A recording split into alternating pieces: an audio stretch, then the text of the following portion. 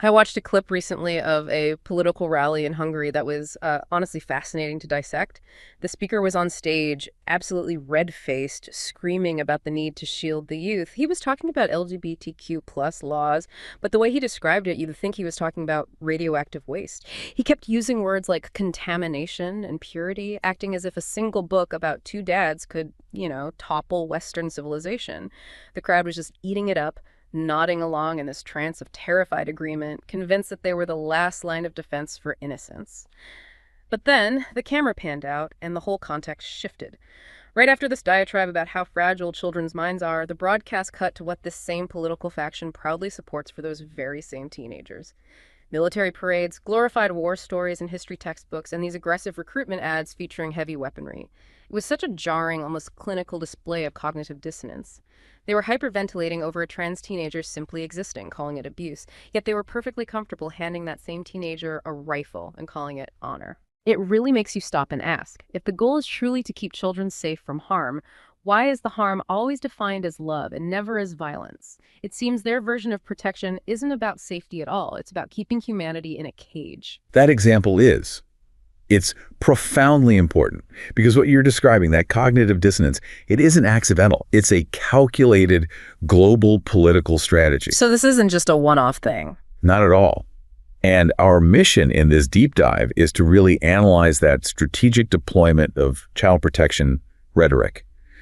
We're going to use these illiberal regimes, and Hungary is a perfect case study, to see how they use it to consolidate political power and suppress the rights of LGBTIQ plus people. Okay. So we're going to contrast this specific political strategy with what human rights obligations and scientific consensus actually tell us.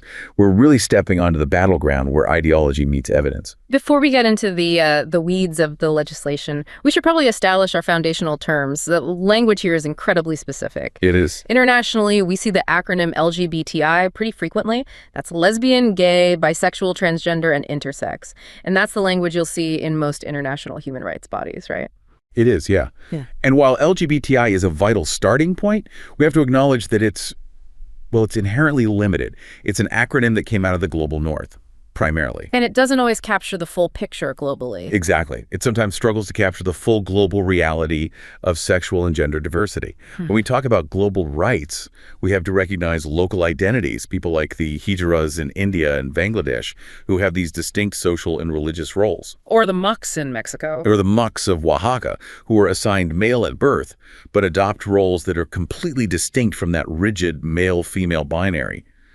These identities show that this kind of diversity is universal. It's not some new or Western import. Which is why, to really talk about this universally, we need to bring in the concept of SOGIES. Yes. SOGIES is critical. It stands for sexual orientation, gender identity, gender expression, and sex characteristics. And the key point here, the one that always seems to get lost in these political debates, is that SOGIES isn't a label just for minorities. Every single person has SOGIES.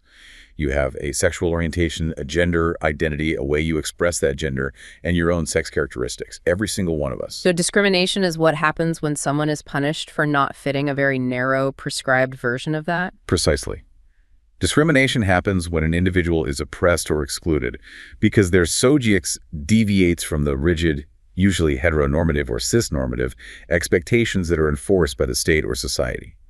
The political fight at its core is about whether the state gets to enforce one tiny, rigid slice of that universal spectrum as mandatory for everyone. And when a state decides to do that, and they cite the defense of the family unit, we're talking about a specific political ideology. This gets us to a central concept for understanding the Hungarian strategy: illiberal familism. That's right. Before we even look at the law, we have to define illiberal familism. It's a political ideology that prioritizes state control and power consolidation by centering a very specific, highly conservative, often religious interpretation of the family unit. The state decides what a proper family is. The state claims ownership over that definition, typically a heterosexual reproductive one, and it uses that definition to justify excluding, marginalizing, or even criminalizing anyone who falls outside that model. It's a tool for political cohesion. They claim the state is defending the nation's core values against these internal and external enemies, like globalization or gender ideology. That definition, illiberal familism, it fits the Hungarian case study perfectly. The legislation they passed in 2021 was called the Act on Stricter Actions Against Pedophile Offenders. And that name itself is the first political weapon. Of course. It's the strategy baked right into the title. The political intent was to manufacture a moral panic, to deliberately and completely falsely equate LGBTIQ plus people with pedophilia in the public mind. Which frames any opposition as being soft on child abuse. Exactly. It frames the restrictions not as discrimination, but as necessary public protection, which immediately silences criticism. It's a highly cynical move, but it's very effective. And the actual legislative restriction is incredibly broad. It bans access for anyone under 18 to content that depicts or propagates divergence from self-identity corresponding to sex at birth, sex change, or homosexuality. And that language is deliberately vague, which maximizes the chilling effect. But the real severity of this measure comes from how it was implemented. This wasn't just a standalone law. It was an omnibus law, right? Yes, Yeah. which means they inserted these restrictive clauses through amendments into a whole bunch of existing laws. So they didn't just pass one anti-LGBTI law, they retrofitted the entire public sphere to exclude LGBTI visibility. Precisely. They created a legal architecture designed for the total exclusion of this topic for minors. It impacts 5 major domains: child and family protection, advertising laws, broadcasting regulations, public education, even the criminal code. This is how you build a legal cage. You weave the restrictions into the operational fabric of the entire government and commercial system. Let's talk about those specific enforcement mechanisms, because the penalties they're clearly designed to ensure total compliance through, well, financial terror. They are. Starting with media and broadcasting, how are companies punished for showing content that propagates diversity? The rules are draconian. Any content that's deemed to depict or promote divergence from birth-assigned sex or homosexuality is banned from being shown between 5 a.m. and 11 p.m. So basically all waking hours for a family. Right. It's designed to eliminate any casual visibility on TV or radio. If a broadcasting company commits repetitive offenses, their right to broadcast can be suspended for up to 7 days. Oh. But the financial punishment is the real teeth. Corporate fines can go up to 488,000 euros. Wow. Nearly €500,000. Depending on the company's annual revenue, yes. That kind of number is designed to force immediate self-censorship. The risk of accidentally non-compliance is just too high for anyone to even get close to the line. Absolutely. And the enforcement extends into the physical space, which is where the law becomes almost absurd. Retailers and public displays face a ban on selling any LGBTIQ-themed goods within a 200-meter radius of schools and churches. Okay, I have to stop you there. A 200-meter radius. As just a practical compliance question, how does a small business owner even manage that? Are they supposed to get out a measuring tape? What if a church holds a Bible study in a park pavilion once a month? Does that count? And that's exactly where the law's coercive power comes from. Yeah. The ambiguity and the complexity of enforcement are the point. Right. Shop owners are forced into hypervigilance. Local governments are empowered to suspend commercial activities or even shut a shop down entirely for up to 90 days if the retailer refuses to comply. The ban on displaying children's books with LGBTIQ plus characters in shop windows, it effectively polices the visibility of literature. It makes the identity physically invisible in the public square. And probably the most destructive area of enforcement is in schools, where teachers are now forced to police their students' exposure to identity and diversity. The climate of fear in schools is intense. School staff, specifically headmasters and teachers, who are found to have permitted unauthorized sexuality education or any content that even mentions LGBTIQ plus issues, risk immediate contract termination. And personal fines. Yes, personal fines that can be as high as 4,800 euros. And in the most extreme interpretation, they could even face criminal prosecution for endangering children. So the message to every student is silence and shame. You're isolating LGBTIQ plus students, and you're depriving all students of comprehensive, accurate information. It's devastating. It's chilling to trace where this playbook came from. Hungary wasn't inventing this repression from scratch. They were implementing a successful model. Exactly. Hungary is the first EU country to explicitly import Russia's 2013 anti-LGBT propaganda law. And by looking at Russia over the last decade, we see the blueprint of devastation that this kind of legislation creates. Sources document widespread social hostility, hate speech, hate crimes, and abuse, reaching what they call epidemic proportions. What does that actually look like on the ground for an average LGBTIQ plus person in Russia? What does epidemic proportions mean in human terms? The human consequences are horrific, and they've been statistically quantified. 3 out of 4 LGBTIQ plus Russians report facing violence or discrimination directly connected to their gender identity, their expression, or their sexual orientation. 3 out of 4. And beyond just physical violence, the environment fosters constant fear and social exclusion. 1 in 4 have been doxxed, meaning their personal information was published online to incite harassment. And crucially, the law prevents young people from accessing affirming mental health support or scientifically accurate educational resources. It traps them in this harmful isolation during their most critical developmental stages. This is the decade-long outcome that Hungary knowingly adopted. You mentioned earlier that this isn't just a political philosophy. There's a global political economy behind it. This whole anti-gender movement is financially backed, and that funding is often dark money. It is a major transnational factor in the destabilization of democracies. Sources have meticulously tracked the money. Russian anti-gender funding has exceeded $188.2 million over the past decade. Wow. And this money is strategically deployed to influence political discourse in other countries.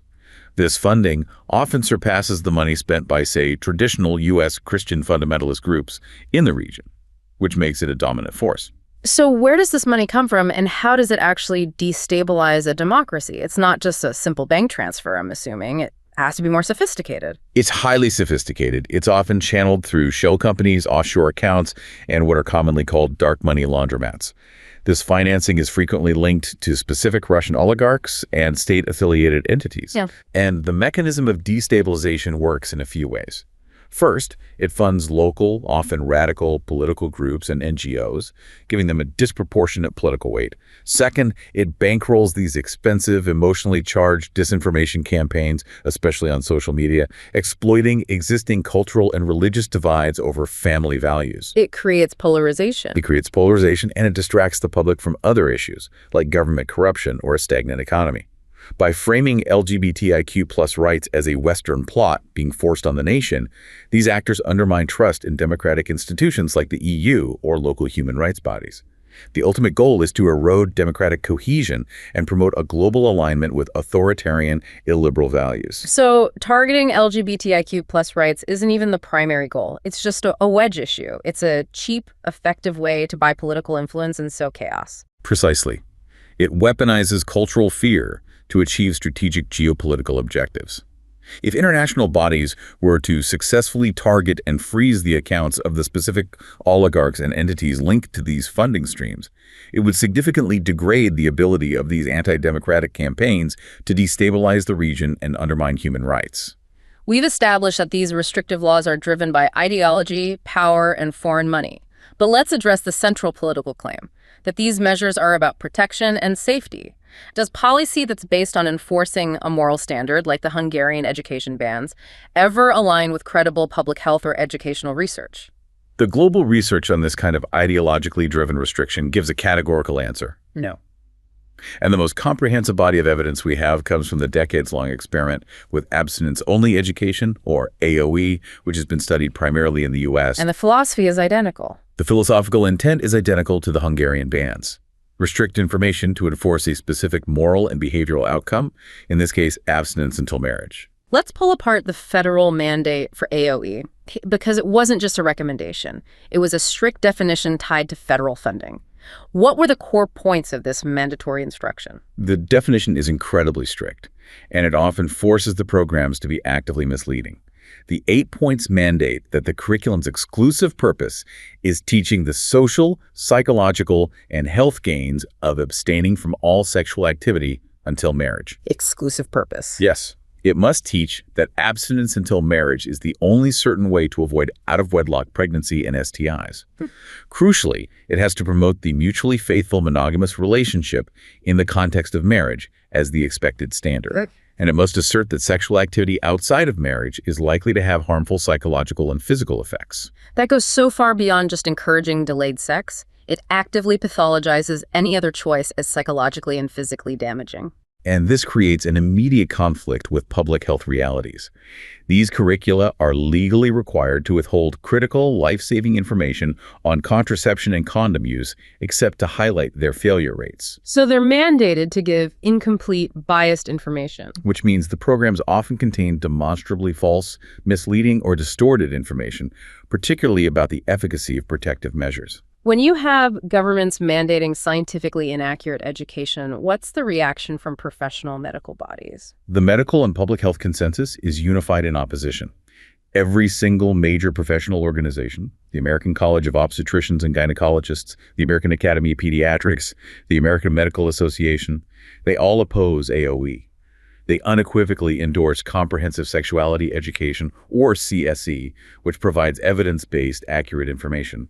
They essentially see AOE as malpractice. And what about internationally? What's the ethical perspective on withholding potentially life-saving medical information from young people? It's viewed as a serious human rights violation. International law establishes that governments have an obligation to provide accurate information so people can achieve the highest attainable standard of health. Right. To deliberately use misinformation or selective information to coerce a specific behavior, which AOE does by focusing only on failure rates and promoting fear, is considered a violation of adolescents' fundamental human rights, specifically their right to health and their right to access information.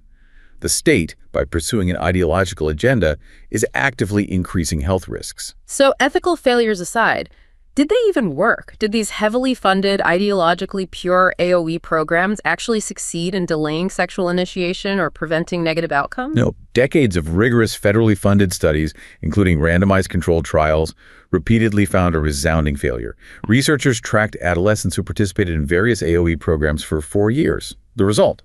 There was no statistically significant difference in the rates of sexual abstinence or condom use between the students in the AOE programs and the control groups who received no intervention at all. So they failed at their primary goal. They completely failed their stated goal of delaying sexual initiation. That's a massive failure of efficiency, but the critique suggests it was actually worse than just inefficient. The programs actually caused misinformation. That is the most alarming finding. Participants in the abstinence-only programs were found to be significantly less likely to report that condoms were effective in preventing HIV and other STIs than their peers were. So they were actively misinformed by the program. Yes. The intense focus on demonizing protective measures and emphasizing failure rates actively damaged public health literacy.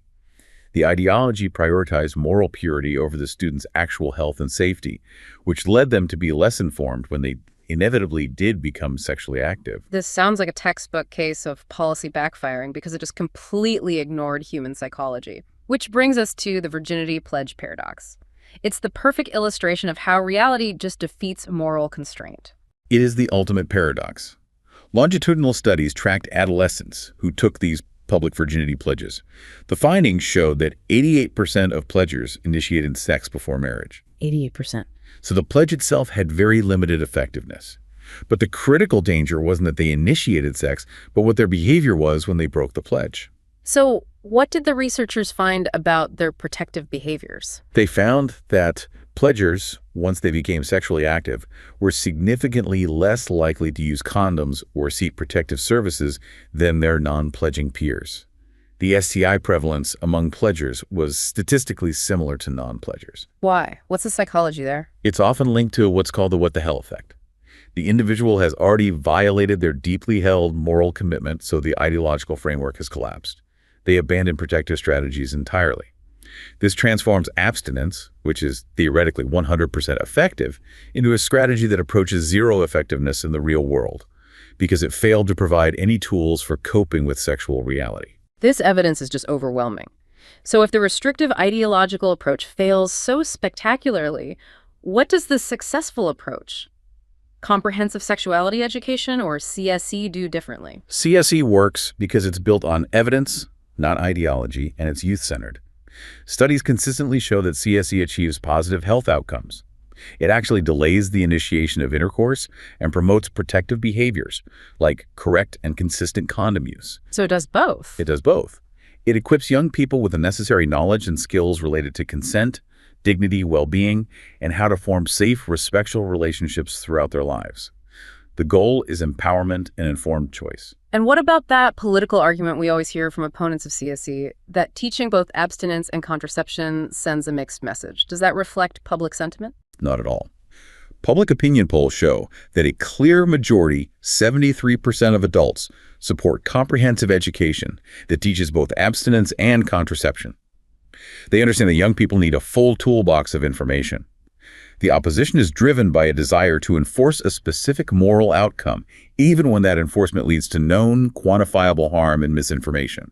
Whether it's the bans in Hungary or the older AOE debates, the political fight is consistently driven by ideology, not by the scientific reality of what actually keeps children healthy and safe. The discussion so far has really highlighted this fundamental conflict. You have national policies driven by fear and ideology, which result in failed public health outcomes, versus the universal standards of safety and inclusion. And this brings us directly to the robust international legal framework that challenges these national policies.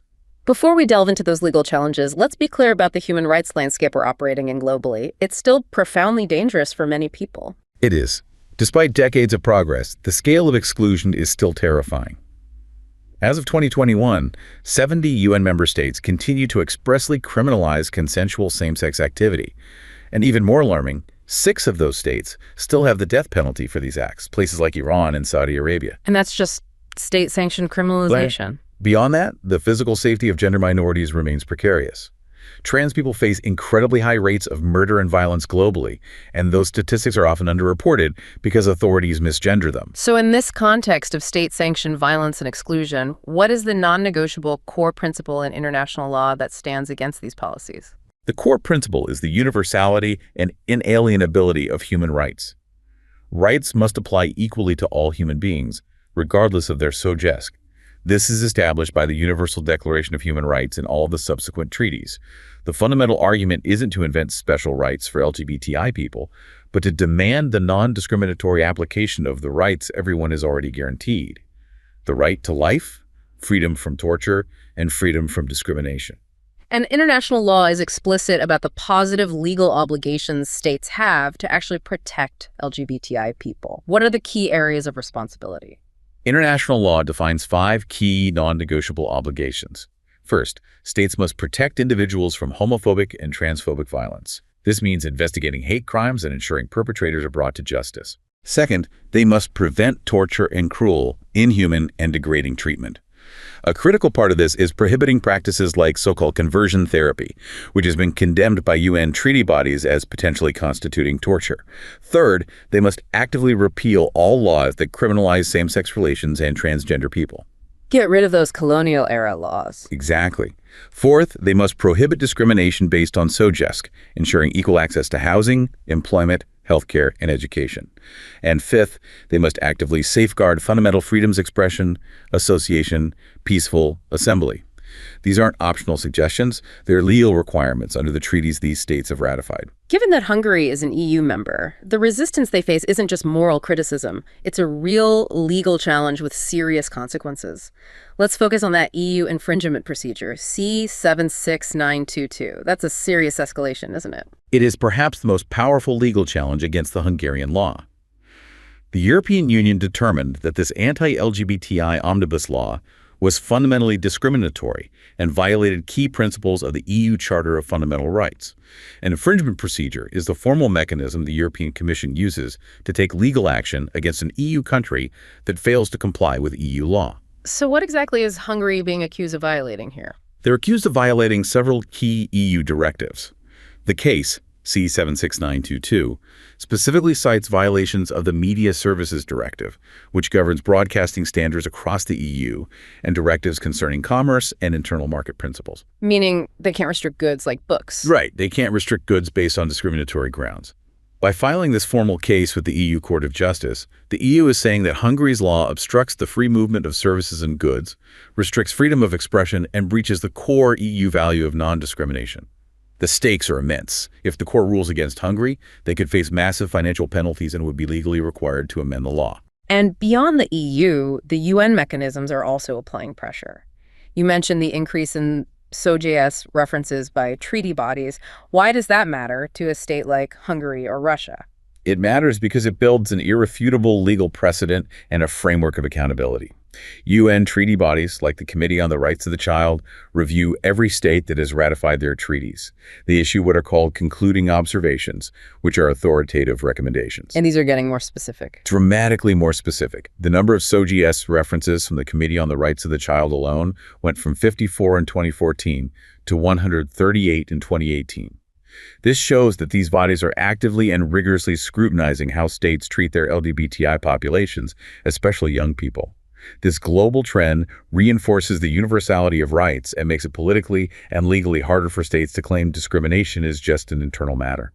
Okay, let's pivot away from legal necessity for a second and look at the purely practical financial argument. For a skeptical policymaker, the economic cost of exclusion should be a powerful motivator.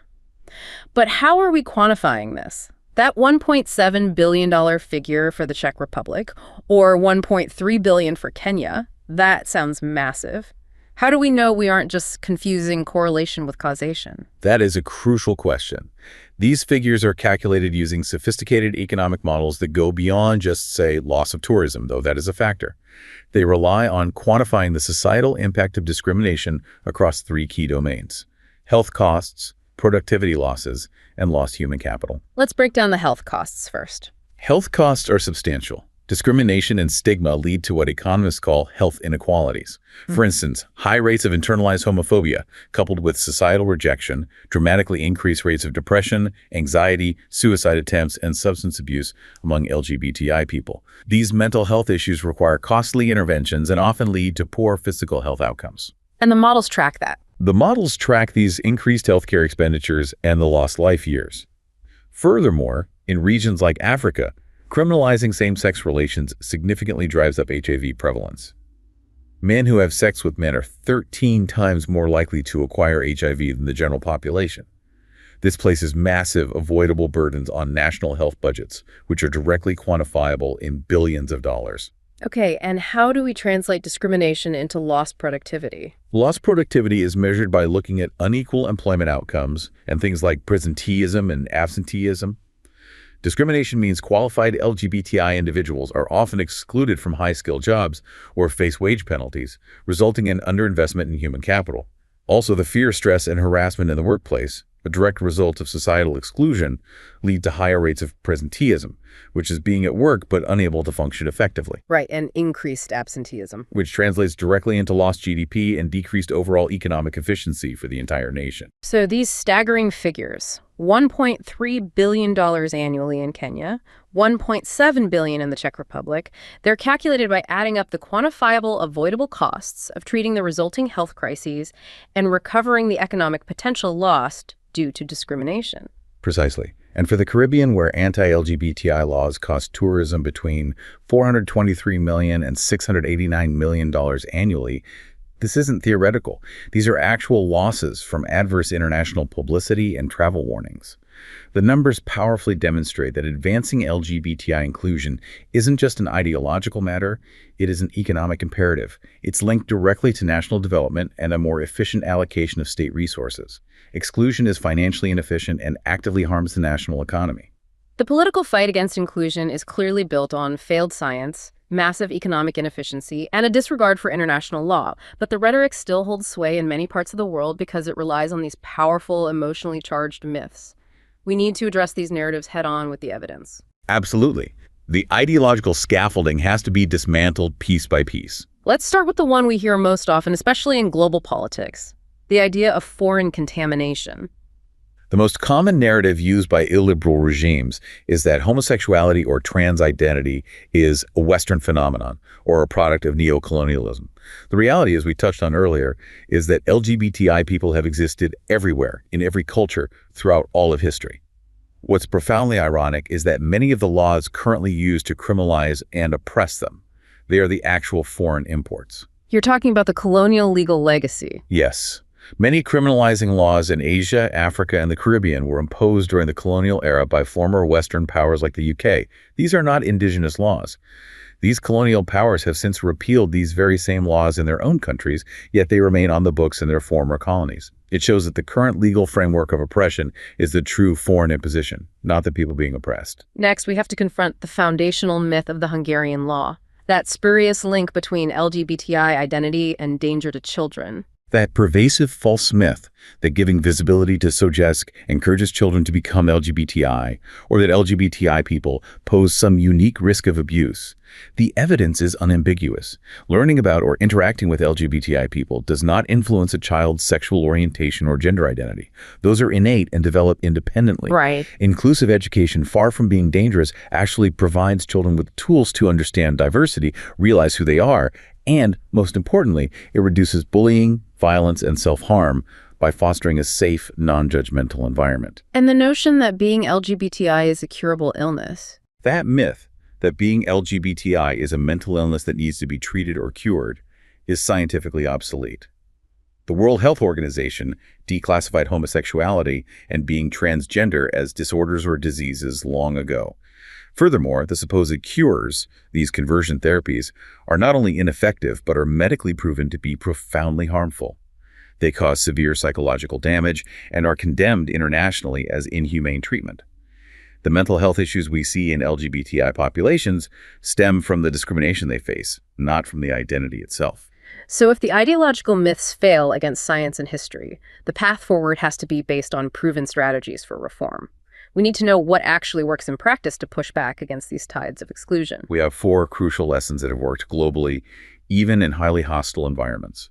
The first is finding the right entry points when direct rights advocacy is impossible. How do you bypass that political block to even get access? You leverage health and HIV prevention as a non-controversial gateway. In many countries, direct advocacy for decriminalization is immediately shut down. But governments have commitments to fight the HIV/AIDS epidemic and promote sexual and reproductive health and rights. So the strategy is to frame decriminalization of same-sex relations not as a social issue, but as a critical public health tool. Like in Zimbabwe. Exactly. Ugh. In Zimbabwe, direct advocacy was de-emphasized. Instead, activists focused on the fact that criminalization is a major barrier to key populations like men who have sex with men and trans women seeking testing and care because they fear arrest. By positioning decriminalization as fundamental to the fight against HIV/AIDS, it gained necessary political space and allowed for a broader dialogue about human rights. That's incredibly smart, using existing infrastructure and political necessity to force open the door. The second proven strategy involves the courts. Leveraging judicial authority is essential, especially when legislatures are gridlocked by ideology. When courts strike down discriminatory laws, it creates a powerful moment that can force the hand of the other branches of government. We saw this brilliantly executed in India. With the challenge to Section 377. Yes, that colonial-era law criminalizing consensual same-sex activity. Activists achieved a monumental victory in 2018 when the Supreme Court unanimously ruled the law unconstitutional. And critically, the court went further than just striking down the statute. It issued directives to the government, forcing them to create public awareness campaigns, broadcast that homosexuality is no longer a crime, and, vitally, mandate sensitization training for the police and other government personnel. A court ruling, when it's properly leveraged, can force the government to engage in positive education and systemic reform. And for any reform to stick, it can't be a niche movement. It requires extensive cross-sector organization. Absolutely. The third lesson is the critical need for building broad coalitions. This means partnering with civil society organizations, CSOs, who have the deep local knowledge and direct experience necessary to inform political action. It also means forging cross-party alliances. South Africa provides the historical model here. With their constitution. Yes, their 1996 constitution became the first in the world to explicitly prohibit discrimination based on sexual orientation because a broad coalition, including the liberation movement and key political leaders, successfully framed LGBTI inclusion as essential to the principles of human dignity and equality for their new democracy. Consensus building prevents future legislative backsliding. And finally, that influence can travel beyond borders. Yes, harnessing regional influence creates a domino effect. When one country makes progressive steps, it opens space for progress in neighboring countries. For example, the SADC Parliamentary Forum in Southern Africa developed a model law on HIV/AIDS. This isn't binding legislation, but it provides a legislative template that parliamentarians across the region can cite and use to push for reform in their own countries. When influential regional bodies advocate for decriminalization, it normalizes the discussion and gives political cover for local politicians to act. Momentum is a powerful ally. What a comprehensive look this has been. We started with that jarring political spectacle in Hungary, the deliberate misnomer of the child protection law, its severe penalties, and the clear political strategy of illiberal familism, fueled by transnational dark funding. We then exposed the scientific and ethical hollowness of the underlying ideology by scrutinizing that abstinence-only education research, proving that policies driven by fear actively create health risks. And we closed by affirming that despite these serious political setbacks, the foundation for universal inclusion is legally, ethically, and economically sound. The international legal framework, from the EU infringement procedure C-76922 challenging Hungary, to the robust oversight of UN treaty bodies, affirms that states have clear, non-negotiable obligations to protect people regardless of their suggest. And we can't forget the hard numbers, the quantified costs of exclusion, the billions lost annually in health crises, and lost productivity from Kenya to the Czech Republic make it clear that discrimination is inefficient and unsustainable. It's really an act of self-sabotage for any aspiring modern economy. Fundamentally, the goal of international human rights advocacy is simply the non-discriminatory application of existing universal rights. The evidence base, the legal frameworks, and the proven strategies for achieving positive change are all clear and established. The continuing struggle is a question of political will to implement these facts over fear. It seems the ultimate measure of effective governance is observing whether the policy decisions of a state are driven by evidence, economic imperative, and ethical principles, or whether they're simply driven by political opportunism and the strategic weaponization of fear. The Hungarian playbook, borrowing from Russia, shows us exactly how to identify that weaponization when it comes to youth and identity. The same dynamics we've unpacked here, the deliberate conflation of identity with harm, the creation of legal cages, and the use of external dark money, are increasingly being deployed in debates across North America and Western Europe, confirming that this is a truly transnational struggle against inclusion.